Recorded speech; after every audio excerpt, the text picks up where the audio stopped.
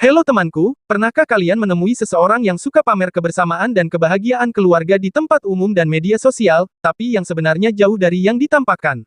Cerita ini dari film yang berjudul Rapurasu no Majo. Kita langsung ke ceritanya. Di satu tempat pemandian, telah ditemukan tubuh seseorang yang telah kehilangan nyawanya. Korban bernama Mizuki Yoshiro, berumur 67 tahun dan tubuhnya mengandung gas beracun hidrogen sulfida. Karena kejadian ini, seorang profesor datang ke tempat kejadian untuk menyelidiki dari mana datangnya gas itu, karena terjadi di ruang terbuka yang mudah dilalui arus angin, sehingga mustahil terjadi penumpukan gas. Warga sekitar meyakinkan bahwa kejadian ini tidak mempengaruhi usaha pemandian mereka. Nakaoka datang dari kepolisian Azabu menduga kasus ini sebagai kasus pembunuhan. Profesor masih yakin tidak mungkin manusia sanggup mengumpulkan gas di tempat terbuka. Profesor mampir di kedai teh, diikuti Nakaoka yang sangat penasaran akan penyebab kasus ini. Di tempat ini profesor melihat bocah membawa minum dan berdiri di depan Madoka yang sedang memperhatikan peta. Saat itu, tidak sengaja si bocah menumpahkan minumnya di meja. Profesor sempat berhenti memperhatikan mereka. Madoka melihat tumpahan minum segera mengubah posisi HP-nya, dan anehnya tumpahan minum itu sama sekali tidak menyentuhnya. Setelah itu, profesor duduk untuk menikmati pesanannya dan Nakaoka masih berpendapat kasus ini adalah kasus yang dilakukan manusia dengan sengaja. Tapi, profesor masih berpendapat gas di tempat kejadian akan menghilang dengan cepat walau tanpa angin, sehingga mustahil hal ini kasus pembunuhan. Nakaoka malah mencurigai istri Mizuki, demi uang asuransi kematian. Setelah selesai mengajar sebagai dosen geokimia, profesor kembali ke ruangannya, untuk memikirkan kemungkinan-kemungkinan yang terjadi di TKP. Saat tidak menemukan jawaban, profesor membuat pesawat kertas dan menerbangkannya. Lalu Okunishi datang dan menyalakan TV, muncul berita wawancara wartawan pada Mizuki Chisato, yaitu istri Mizuki Yoshiro. Ia mengaku saat mereka pergi ke air terjun, di tengah jalan, Chisato kembali ke hotel dan di saat itu ditemukan Mizuki telah meninggal dunia. Okunishi memberikan informasi pada profesor, bahwa Mizuki adalah seorang produser film dan kabarnya Chisato menerima banyak harta warisan. Saat itu telepon berbunyi, dan Okunishi mengangkatnya, ternyata dari Nakaoka yang ingin bicara dengan profesor. Tidak lama profesor dijemput Nakaoka, untuk diajak ke tempat korban kedua yang meninggal di kursi taman. Korban bernama Nasuno Goro berusia 39 tahun, dan tinggal di Saitama. Korban ditemukan meninggal dengan duduk membungkuk seperti sedang tertidur, dan penyebab kematian adalah keracunan hidrogen sulfida. Nakaoka segera bertanya tentang pendapat profesor dan profesor masih tidak percaya hal itu terjadi di ruang terbuka. Profesor pergi ke Depot Mie, mengadakan eksperimen menaruh satu potongan bawang sebagai korban, lalu menuangkan mayones sebagai hidrogen sulfida melalui sumpit tapi mayones sama sekali tidak mengenai bawang. Profesor berpendapat, racunnya tidak akan sampai ke level yang mematikan. Nakaoka datang memberitahu ada kesaksian dari warga, bahwa Nasuno turun dari mobil yang dikemudikan seorang wanita muda.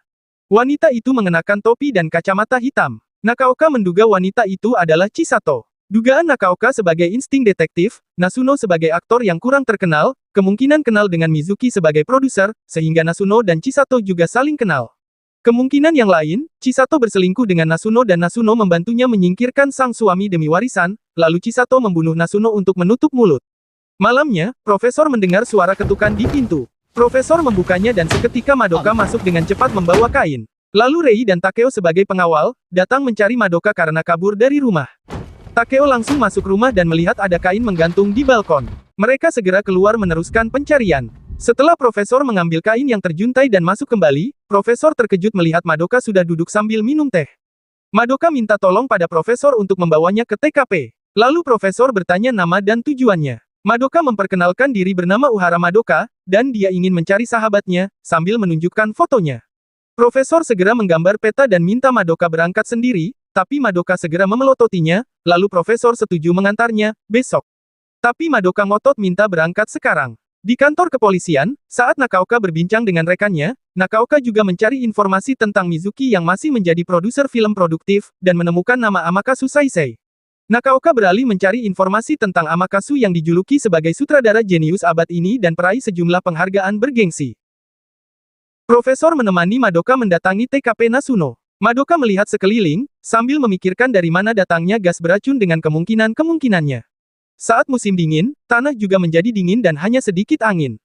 Hidrogen sulfida yang lebih berat daripada udara, mengalir ke bawah dan terkumpul dalam cekungan, tapi akan buyar saat angin berhembus. Mendengar pemikiran Madoka, profesor penasaran siapa sebenarnya Madoka. Saat itu Madoka mengungkapkan dirinya adalah penyihir Laplace.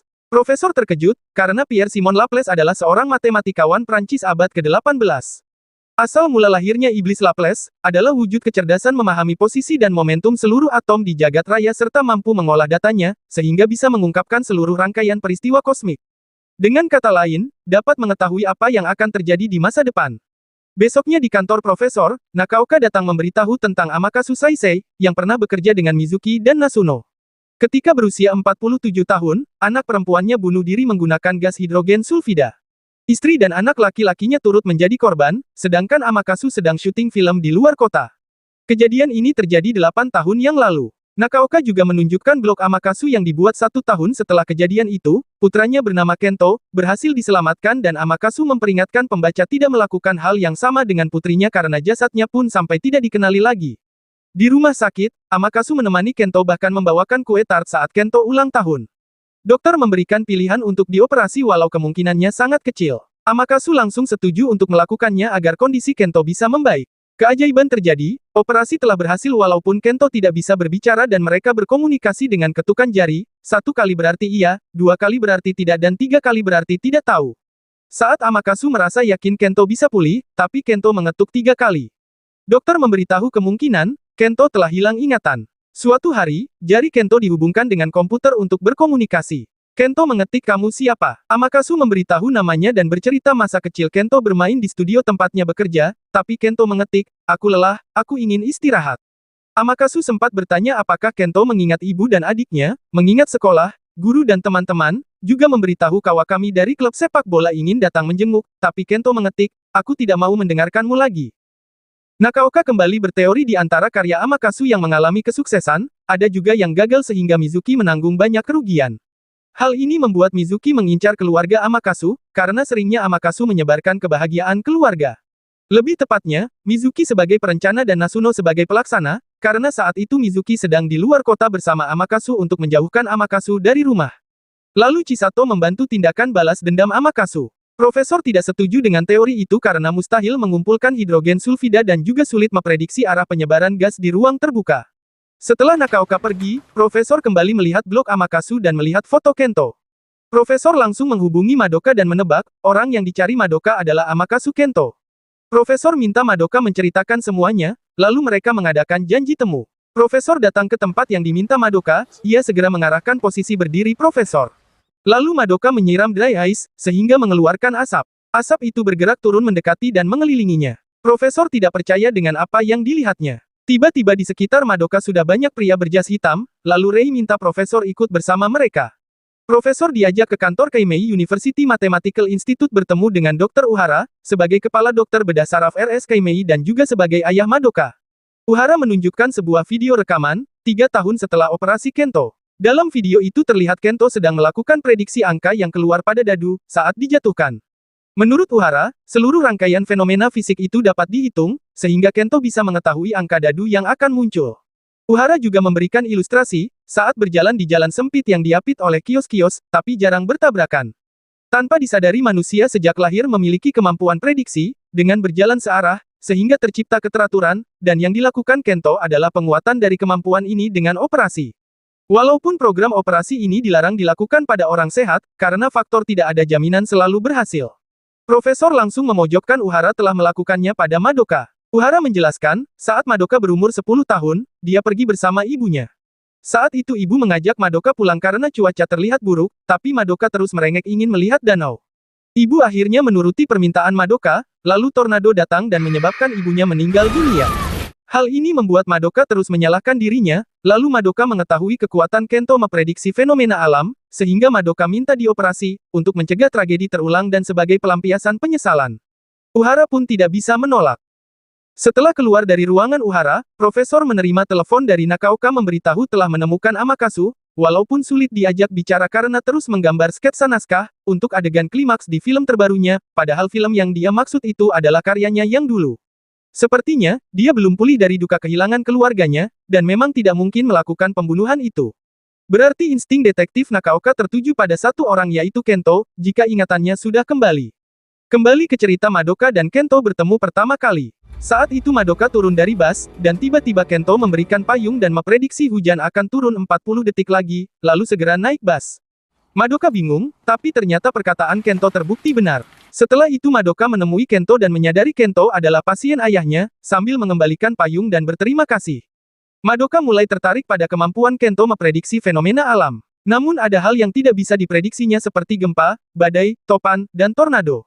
Jika berhasil mempelajari persamaan Navier-Stokes, suatu persamaan fisika yang belum terpecahkan, kemungkinan tornado bisa diprediksi. Dan sejak itu Madoka minta dioperasi agar menjadi penyihir Laplace. Kembali ke masa sekarang, Madoka sedang dikurung di gedung ayahnya. Madoka merencanakan kabur dengan mencoba remote tirai dan memecahkan cermin. Saat itu Profesor masih di gedung yang sama dan bersiap pulang diantarkan Rei. Madoka menjerit dalam kamarnya, dan Takeo segera masuk untuk memeriksa. Madoka menunjuk pada bola bisbol, dengan bingung Takeo memegangnya dan Madoka langsung membuka tirai, sehingga cahaya matahari masuk mengenai pecahan cermin mengarah ke wajah Takeo. Takeo merasa silau, dan Madoka segera berlari mengambil kunci mobil di saku Takeo, meminta maaf, dan berlari keluar. Saat Profesor mau menggunakan lift, Profesor melihat Madoka sedang berlari dikejar beberapa pengawal. Madoka berlari ke arahnya ikut masuk lift dan Profesor menutup pintunya. Madoka minta bantuan kekuatan Profesor. Mereka langsung menuju parkir mobil dan Madoka memberikan kunci mobil, supaya Profesor menjadi sopir. Rombongan pengawal datang, Profesor segera masuk mobil dan kabur. Lalu, mereka berhenti di sebuah kafe, Profesor kembali bertanya alasan Madoka mencari Kento. Madoka khawatir Kento akan melakukan aksi balas dendam. Seketika Profesor membuat pesawat kertas, alasan Profesor melakukannya adalah saat pikiran sedang buntu, lalu menerbangkannya, perasaan akan jadi lebih ringan seperti terbang ditiup angin, dan terkadang muncul ide bagus yang bisa membantu memecahkan masalah. Profesor memberikan pada Madoka, Madoka menerbangkannya, berputar hingga kembali ke atas meja. Profesor merasa kemampuan ini adalah kemajuan besar bagi manusia. Tapi, telah mengubah Kento menjadi kriminal, mungkinkah lebih baik tidak memilikinya? Madoka masih yakin Kento tidak melakukan kriminal. Saat itu Madoka mengingat bersama Kento, angin berhembus membuat Madoka ketakutan dan Kento memprediksi tornado akan datang. Kento mulai menghitung mundur, tapi tidak terjadi apapun, prediksi Kento gagal. Saat melihat situasi, Kento mengajak Madoka ke tempat lain. Di sana mereka melihat bulan-bulat dengan biasnya, Kento menjelaskan itu adalah pelangi lunar atau panah bulan yang merupakan pertanda kebahagiaan. Menurut legenda, ia bisa menyatukan dengan mereka yang telah tiada. Saat itu, Profesor melihat ada Chisato di dalam lift, lalu mereka memutuskan mengikutinya agar bisa menemukan Kento, jika insting Nakaoka benar.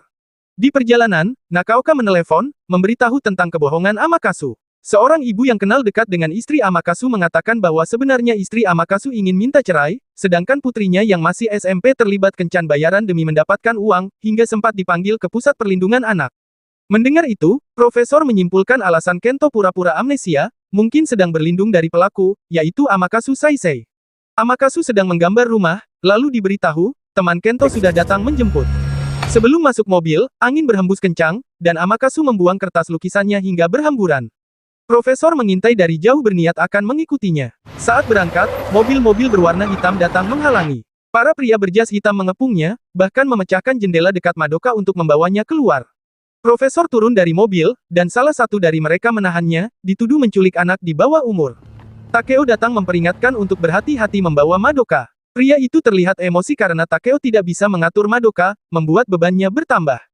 Takeo segera minta maaf dan tiba-tiba memukulnya dan melawan mereka. Takeo minta Madoka segera mengejar Amakasu untuk menjaga Kento, sesuai permintaan Uhara, sedangkan Takeo akan menghadang mereka. Madoka berterima kasih dan mengajak Profesor pergi. Awalnya Profesor tidak tahu tempatnya tapi saat melihat lukisan Amakasu, akhirnya Profesor mengerti. Amakasu telah sampai tujuan, tempat ini merupakan lokasi adegan klimaks di film Amakasu sebelumnya, yang berjudul Lonceng Kehancuran. Tempat ini telah menjadi milik Amakasu karena telah dibelinya. Wanita yang mengantarnya pamit pergi, tapi Amakasu menghentikannya. Amakasu berjalan mendekatinya dan tanpa diduga Amakasu memukulnya dengan tongkat. Setelah itu Amakasu menggendongnya masuk dalam rumah dan Amakasu minta Kento keluar. Profesor dan Madoka baru sampai dan melihat mobil merah penjemput Amakasu. Langit mulai mendung dan terdengar gemuruh langit, Madoka memprediksi akan ada angin topan. Maksud Amakasu membawa wanita itu masuk, agar Kento tidak bisa menggunakan hidrogen sulfida. Kento memberitahu Amakasu bahwa sesaat lagi tirai akan ditutup. Amakasu memintanya tidak terburu-buru dan Amakasu berjalan mengambil kotak yang berisi senjata api, lalu mengarahkan pada Kento. Madoka membaca tanda-tanda alam dan berkesimpulan bahwa Kento berniat mati bersama Amakasu. Angin bertiup semakin kencang, Madoka kembali ketakutan saat teringat ibunya. Saat itu Amakasu mengaku, membuat putrinya seolah-olah bunuh diri, dengan hidrogen sulfida. Kento mengetahuinya saat masih di rumah sakit. Kento mendengar pembicaraan Amakasu dengan Mizuki, telah membuat tragedi nyata dramatis, satu keluarga meninggal, demi film yang hebat. Amakasu juga berniat membuat Kento tutup mulut selamanya, jika terjadi sesuatu. Madoka masih ketakutan, Profesor segera menguatkan dan mengingatkan, bahwa dirinya adalah penyihir Laples. Madoka harus menolong Kento. Madoka mulai ambil pesawat kertas dari kantong Profesor dan membuatnya terbawa angin. Lalu Madoka berkata dalam hati, sebelum badai menghantam tanah aku harus membuat lubang pada bangunan itu, angin akan berkumpul di dalam bangunan sehingga tekanannya meningkat. Amakasu melakukan kekejaman itu, karena merasa mereka telah gagal menjadi keluarga Amakasu Saisei, lalu mendorong Kento dan menodongnya dari belakang.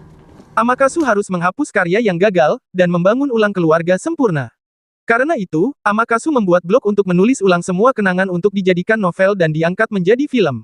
Madoka meminta Profesor pergi sejauh mungkin, tapi Profesor mengikuti Madoka menuju rumah Amakasu walau angin bertiup semakin kencang. Kento merasa kesempurnaan yang dibuat Amakasu adalah kebohongan, tapi menurut Amakasu cerita yang direkam dan diketahui orang banyak, itulah disebut kebenaran. Amakasu mengarahkan senjata ke kepala Kento, dan Kento tersenyum. Di saat itu, Madoka membuka pintu, Kento segera melarang masuk, karena sesuatu akan terjadi. Tidak lama, angin tornado mulai datang membawa mobil menuju rumah. Madoka meminta Kento berlindung, lalu mobil menerobos atap. Profesor sampai rumah, melihat Madoka dan Kento yang masih selamat. Wanita pengantar juga masih hidup. Kento mendekati Amakasu yang tertimpa bangunan, tapi Madoka segera menghalangi. Kento minta Madoka minggir untuk memenuhi tujuan akhir hidupnya. Madoka segera minta maaf dan mohon Kento beralih tujuan hidup mulai sekarang. Awalnya Kento bersikeras, tapi akhirnya Kento hanya ingin bicara. Kento mendekati Amakasu berkata, setiap orang memiliki bagian penting kehidupan, walaupun mungkin kehidupan terasa datar ataupun menyedihkan, tapi setiap nyawa itu penting, termasuk nyawamu. Kento juga mendekati wanita pengantar untuk minta maaf, karena telah memanfaatkannya. Madoka mendekati Kento dan sama-sama melihat pelangi lunar. Dalam sekejap Kento menghilang dan Madoka bersedih. Pada akhirnya, Mizuki dan Nasuno dianggap sebagai kecelakaan alam, sehingga penyelidikan dihentikan. Kento tidak pernah muncul lagi, dan kejahatan Amakasu pada keluarganya tidak terungkap. Lalu tersiarlah berita Amakasu Saisei telah meninggal dunia dengan bunuh diri. Madoka melemparkan pesawat tepat di depan Profesor, agar bisa bertemu untuk pamit dan berterima kasih. Profesor berpesan untuk bisa menggunakan kemampuannya dengan benar dan mengakui kemampuan itu bisa untuk menolong Kento. Setelah itu mereka berpisah. Demikian ceritanya, dalam keluarga harusnya dipenuhi kasih sayang yang tulus ikhlas, tanpa ada drama-drama publik. Sampai jumpa di cerita berikutnya.